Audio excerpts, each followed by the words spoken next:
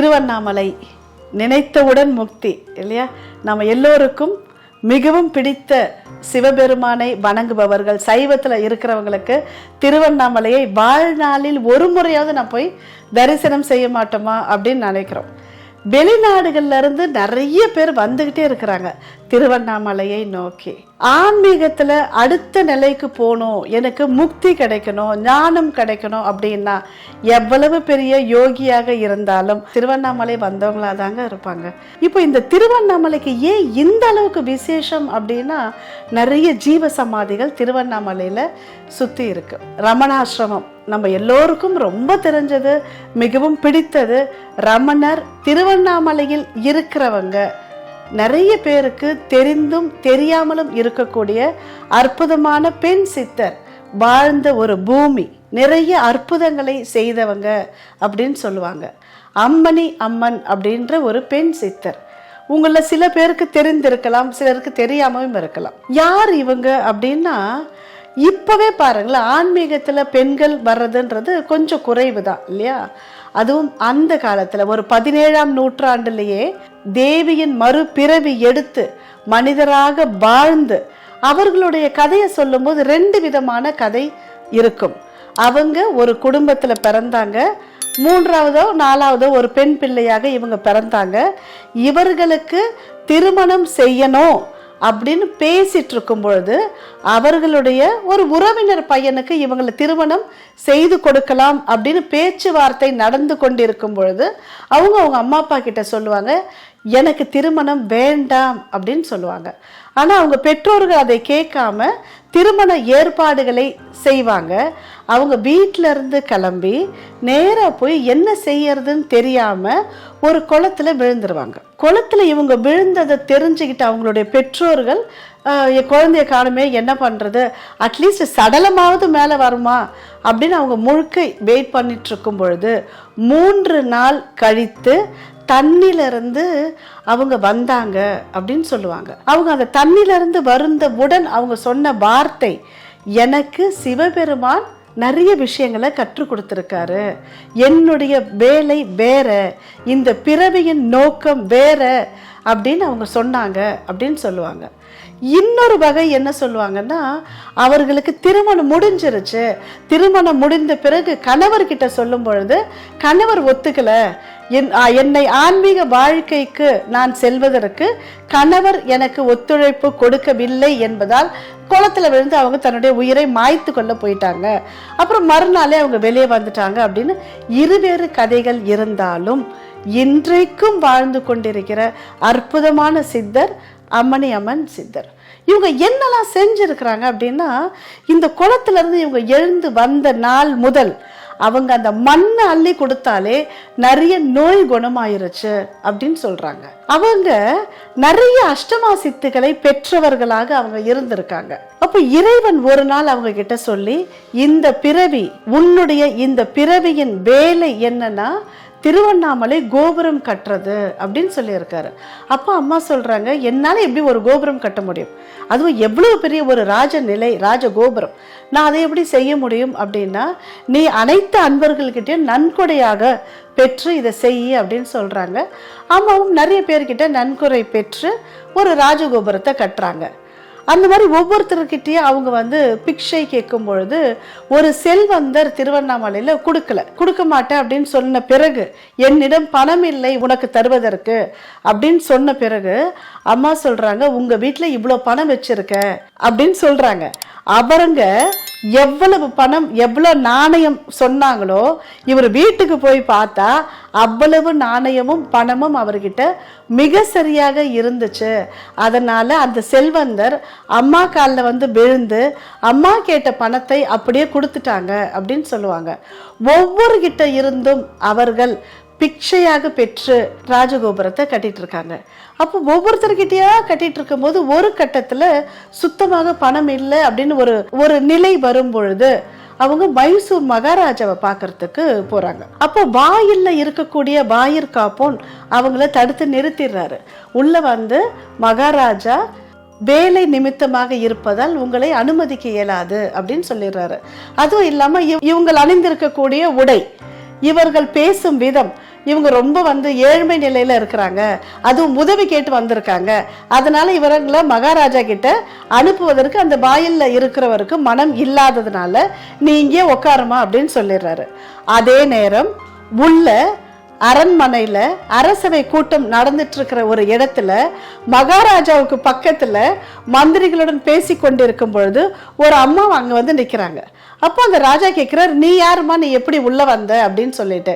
இல்ல, நான் திருவண்ணாமலையில ராஜகோபுரம் கட்டிட்டு இருக்கேன் கோவிலுக்கு, அதற்காக உதவி கேட்டு உங்ககிட்ட வந்திருக்கேன் அப்படின்னு சொல்லும் பொழுது உன்னை யார் உள்ள விட்டது அப்படின்னு கேட்குறாங்க. அவங்க எல்லோரும் வெளியே வந்து பார்க்கும் பொழுது வாயூர் காப்போன்னு சொல்றாரு, நான் இவங்களை இங்கே தானே உட்காந்துருக்காங்க, இவங்க எப்படி உள்ள வந்தாங்கன்னா அப்போ 2 பேர் இருக்கிறாங்க. அப்போ அந்த மகாராஜா இவர்கள் காலில் விழுந்து இவர் பொன் நாணயங்களையும் குதிரைகளையும் கொடுத்து அவரை திருவண்ணாமலைக்கு அனுப்பி வைக்கிறாங்க. எவ்வளவு பெரிய விஷயம் பாருங்களேன். நிறைய சித்தர்களுக்கு அஷ்டமா சித்து, இவங்க அஷ்டமா சித்துல லகிமான்ற ஒரு சித்து உபயோகப்படுத்தி தான் வெளியே இருந்து உள்ளுக்குள்ள போயிருக்காங்க. அப்போ இந்த சித்து வேலைகளை எல்லாம் செய்ய முடியும் அப்படின்ற நேரத்திலையும் நியாயப்படி அவங்க போய் பிக்ஷையாக பெற்று அதுல ராஜகோபுரம் கட்டிட்டு இருக்காங்க. அப்போ ஒரு கட்டத்துல மீண்டும் அவர்களுக்கு பண பற்றாக்குறை வரும் பொழுது இறைவன் கிட்டே கேட்கிறாங்க, நான் என்ன செய்யறது, நான் எல்லா இடத்துலையும் கேட்டுட்டேன், இனிமேல் நீ தான் எனக்கு துணை, பாதியில் வேலை நிற்குது, நான் என்ன செய்யட்டும் அப்படின்னு கேட்கும் பொழுது இறைவன் சொல்றாரு, நீ வரவங்களுக்கு திருநீரை எடுத்துக்கொடு, அவர்களுக்கு ஏற்ற ஊதியம் அவர்களுக்கு சென்று விடும், அது வெள்ளி நாணயமாகவோ பொன் நாணயமாகவோ அவர்களுடைய உழைப்புக்கேற்ற ஊதியம் அவர்களுக்கு சென்று விடும் அப்படின்னு சொல்றாரு. எவ்வளவு அற்புதம் பாருங்களேன். இதே மாதிரி நம்மளுடைய தமிழ்நாட்டில் நிறைய கோவில் இருக்குங்க. நிறைய சில கோவிலெல்லாம் மரம் சிற்பம் செஞ்சுட்டே இருப்பாங்க, அந்த மரத்துகளை எடுத்து கொடுப்பாங்க, அது நாணயமா பொன் நாணயமாலாம் மாறி இருக்கு. அந்த மாதிரி கோவில்களும் தமிழ்நாட்டில் இருக்கு. இப்போ இந்த அம்மாவும் விபூதியை எடுத்து கொடுக்கும் பொழுது அது அவங்க உழைப்புக்கு ஏற்ற மாதிரி நாணயமா மாறிட்டு இன்றைக்கும் மிக கம்பீரமாக இருக்கக்கூடிய 13 கலசங்களை கொண்ட மிகப்பெரிய ராஜகோபுரம், வடக்கு ராஜகோபுரம் அம்மணி அம்மன் அவங்க பேர்லயே வழங்கப்படுதுங்க. எவ்வளவு அற்புதம் பாருங்களேன். இது நாம வாழுற காலத்துல இந்த கதைகளை நம்ம காதால கேட்கிறோம். இன்றைக்கும் அம்மணி அம்மனின் சமாதி இருக்கக்கூடிய இடம் திருவண்ணாமலையில தான் இருக்கு. இவங்களை வணங்குறதுனால எனக்கு என்ன கிடைக்கும்? நம்ம எல்லாருக்குமே அது தோணும்ல, ஒரு சித்தரை நான் வணங்குறதுனால எனக்கு என்ன கிடைக்கும் அப்படின்னா, இந்த பிறவி இந்த வாழ்க்கை நாம எல்லோருமே எதை நோக்கி ஓடுறோம் தெரியாமலே ஓடிட்டு இருக்கோம், காரணம் புரியாமலே இருக்கும். நம்முடைய வாழ்க்கையின் அர்த்தத்தை விளங்கக்கூடிய அற்புதமான வேலையை இன்றும் செஞ்சுட்டு இருக்காங்க அம்மணி அம்மன். இவங்க எங்க இருக்காங்க இந்த ஜீவசமாதி அப்படின்னா, கிரிவல பாதையில ஈசான்ய லிங்கத்திற்கு எதிரில் அம்மணி அம்மன் ஜீவசமாதி, அம்மணி அம்மன் திருக்கோவில் அப்படின்னு இருக்கும். ரொம்ப அற்புதமான ஒரு அமைதி தவழும் ஒரு இடம். வாய்ப்பு இருக்கிறவங்க நிச்சயமா போய் பாருங்க. இன்னொன்று ரொம்ப விசேஷமா அங்க சொல்லப்படுறது அங்க தரக்கூடிய விபூதி. ஏன்னா இவர்கள் ஏற்கனவே திருநீரை குடித்தும் குளத்துல இருக்கிற மண்ணு கொடுத்தும் நோய்களை தீர்த்ததுனால இவர்களிடம் இருந்து பெறக்கூடிய விபூதிக்கு நோய்களை தீர்க்கும் குணம் உள்ளது அப்படின்னு நம்பப்படுதுங்க. இது நிறைய பக்தர்கள் நம்புறாங்க, நிறைய நோய்கள் தீர்ந்திருக்குன்னு சொல்றாங்க. வாய்ப்பு இருக்கிறவங்க திருவண்ணாமலை கிரிவலம் போறவங்க ஒரு முறை அம்மணி அம்மன் சித்தர் கோவில் போயிட்டு திருநீரை வாங்கலாம். அம்மணி அம்மன் பற்றி நம்ம பேசிகிட்டு இருக்கும் பொழுது பரம்பரை பொக்கிஷம் இப்போ நம்ம போயிருந்தோங்க. 29ஆம் தேதி 9ஆம் மாதம் திருவண்ணாமலைக்கு நம்ம போயிருந்தோம். ஏன் நாம் செலக்ட் பண்ணி இங்கே போனோம் அப்படின்னா, திருவண்ணாமலை அப்படின்னாலே நம்மளுக்கு ஒரு மனசு அமைதி. இன்னொன்று அம்மணி அம்மன் சித்தர் பீடம் விபூதிக்கு நோய் தீர்க்கும் மகத்துவம் உண்டு அப்படின்னு நம்ம பண்ணதுனால, மலர் மருந்துகளுக்கும் நோயை தீர்க்கும் அப்படின்னு நம்புறதுனால, அப்போ மலர் மருத்துவத்தில் இருப்பவர்கள் அவங்க மலர் மருந்தை யாருக்காவது கொடுத்தாலும் யாருக்கு அவங்க கொடுக்குறாங்களோ அவர்களுடைய மனப்பிரச்சனையும் உடல் பிரச்சனையும் நீங்கணும் அப்படின்றதுக்கு, சித்தருடைய ஆசீர்வாதம் நமக்கு வேணும் அப்படின்றதுக்காக அங்கே நம்ம போயிருந்தோம். அங்கே போகும்பொழுது அந்த கோவிலில் இருக்கக்கூடிய தர்மகர்த்தா அப்படின்னு சொல்லக்கூடியவர் மிக அற்புதமாக அந்த கதையை நமக்கு விளக்கிட்டு இருந்தார். இது கதை அப்படின்றதை விட வாழ்ந்த வரலாறை அவர் ரொம்ப விளக்கமாக சொல்லிட்டு இருந்தாருங்க. நாம் அங்கே தான் அன்னதானமும் கொடுத்தோம். ஏன் நாம் அங்கே அன்னதானம் கொடுக்குறோம்? ஒரு 3 மணி நேரம் நம்ம அங்கே செலவு பண்ணுறோம். எதனால் அப்படின்னா, இந்த மாதிரியான ஒரு ஜீவசமாதி இருக்கக்கூடிய இடங்களில் இவங்க மறைஞ்சிட்டாங்க அப்படின்னு சொல்லுவாங்க. இது ஜீவசமாதி அப்படின்னா உட்கார்ந்துக்கிட்டே இருப்பாங்க. அவர்கள் சில சித்தர்கள் உடலை சூட்சுமமாக உயிரை மட்டும் பிரித்து எடுத்துருவாங்க. ஆனால் அம்மணி அம்மன் சித்தர் இந்த இடத்துல மறைஞ்சிட்டாங்க. அதுவும் அவர்கள் மறைந்த இந்த இடம் சிவபெருமானால் சொல்லப்பட்ட இடம். அம்மணி அம்மன் வேற இடத்துல தான் அவர்களுடைய உடலை விடுவதாக இருக்கும் பொழுது சிவபெருமான் இல்லை, நீ ஈசானியத்தில் உன்னுடைய உடலை விட்டால் மிகவும் அற்புதமாக இருக்கும் அப்படின்னு சிவபெருமானின் கட்டளையின் பேரில் அவர்கள் இந்த ஈசானியத்தில் உடலை மறைத்தார்கள் அப்படின்னு சொல்லப்படுதுங்க. அதனால மிகவும் விசேஷமான இடம். அப்போ இந்த இடத்துல நாம் அந்த இடத்துல நம்மை அறியாமல் ஒரு மணி நேரம் 2 மணி நேரம் இருப்பதும் அங்கே இருக்கக்கூடிய மிக அதிகப்படியான அதிர்வலைகளை நம்மளால கிரகிச்சிக்க முடியும். நீங்கள் அந்த இடத்துல உட்கார்ந்து தியானம் செய்து பாருங்களேன். பரம்பரை பொக்கிஷம் நம்ம 30 பேர் போயிருந்தோங்க. எல்லாருமே ஒவ்வொரு விதமான காட்சி சொன்னாங்க. எனக்கு முகம் தெரிஞ்சது, எனக்கு ஜோதி தெரிஞ்சது, இதை சொன்னாங்க அப்படின்னு சொல்லிட்டு கேட்கும்போது நமக்கு ரொம்ப சந்தோஷமா இருந்துச்சு. மிக அதிகப்படியான நல்ல அதிர்வலைகள் இருக்கக்கூடிய இடங்கள்ல ஒரு 5 நிமிஷம் 10 நிமிஷம் உட்கார்ந்து தியானம் செய்தால் நம்மாலும் உணர முடியும். அப்போ இந்த நோயை குணப்படுத்தக்கூடிய மகிமை இந்த அம்மாவுக்கு இருந்ததுனால மருத்துவத்துறையில் இருப்பவர்கள், மாற்று மருத்துவத்தில் இருப்பவர்கள் ஒரு முறையேனும் இவங்களை தரிசனம் செய்து அவங்க கிட்ட இருந்து ஒரு ஆசீர்வாதம் வாங்குவது, அவங்க கையால நோயாளிகளுக்கு தரும் பொழுது அவர்கள் குணமடைவதற்கு வாய்ப்பு ரொம்ப அதிகங்க. எப்பவுமே பாருங்களேன், நமக்கு ஒரு இறை சக்தி, ஏதோ ஒரு சக்தி நம்மை ஆட்டுவிக்குது, ஆள்கிறது அப்படின்றத நம்ம நம்புறோம். அந்த இறை சக்தியோடு நாம ஏதாவது ஒரு வேலை செய்யும் பொழுது மற்றவர்கள் குணமாயிடுறாங்க, மற்றவர்களுக்கு நல்லது நடக்குது. அப்போ மருத்துவத்துறையில் இருப்பவர்களும் மற்றவர்களுக்கு உதவி செய்யணும் அப்படின்னு நினைக்கிறவங்களும் தியான மார்க்கத்தில் எந்த மார்க்கமாக வேண்டுமானாலும் இருக்கலாம்.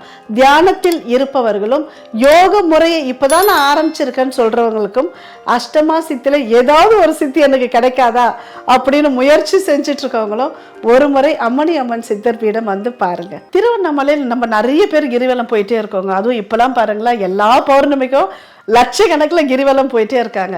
நிறைய பேர் சொல்றது, நான் 10 வருஷமா கிரிவலம் வரேங்க, 15 வருஷமா நான் கிரிவலம் வரேங்க அப்படின்லாம் சொல்றோம். அப்போ கிரிவலம் வரும் பொழுது கடைசி லிங்கமாக இருக்கக்கூடிய ஈசானிய லிங்கத்துல வந்து முடிக்கிறவங்க எதிர்க்கவே ஈசானியத்துல இருக்கக்கூடிய வாழ்ந்து கொண்டிருக்கிற பெண் சித்தர்கிட்டையும் ஒரு அருளாசியை பெறுவது அது நிறைவு பெறும். ஏன்னா நம்ம எல்லா கோரிக்கைகளை எங்க வைத்தாலும் வாழ்ந்துட்டு இருக்கிற ஒரு சித்தர் இறைவனால் இந்த இடத்துல நீ ஜீவசமாதி ஆகுன்னு சொன்ன ஒரு இடம். அப்ப அந்த இடத்துக்கு எவ்வளவு விசேஷமா இருக்கும் பாருங்களேன். சாதாரணமாவே ஈசான்யம் அப்படின்னாலே ஒரு வீடு கட்டும்போது நம்ம ஈசான்யம்னா பார்த்து பார்த்து செய்வோம். அப்போ ஈசானியத்துல ஒரு சமாதி இருக்கு, ஜீவ சமாதி இருக்கு. அஷ்டமா சித்திகளை அடைந்த ஒரு பெண் சித்தரின் சமாதி அப்படின்னா மிகவும் சிறப்பு.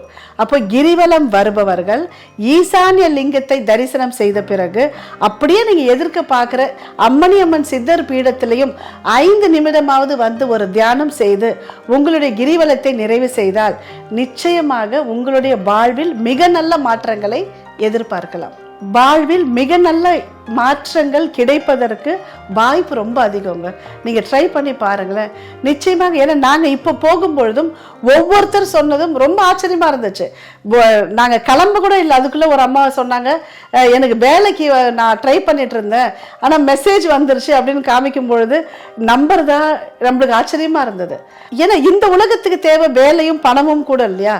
அப்ப அதையும் அம்மா தராங்க அப்படின்னும் பொழுது கிரிவலம் வருபவர்கள் ஈசானிய லிங்கத்தை வழிபட்ட பிறகு ஈசானிய லிங்கத்திற்கு எதிரில் உள்ள அம்மணி அம்மன் சித்தர் பீடத்திலும் 5 நிமிடம் அமர்ந்து உங்களுடைய கோரிக்கைகளை வைத்து விட்டால் நிச்சயம் நடக்கும். நீங்க ட்ரை பண்ணி பாருங்களேன். இந்த அற்புதமான வாய்ப்பை தந்தருள் இயற்கைக்கும் மலர்களுக்கும் என்னுடைய அனைத்து குருமார்களுக்கும் நன்றிகள்.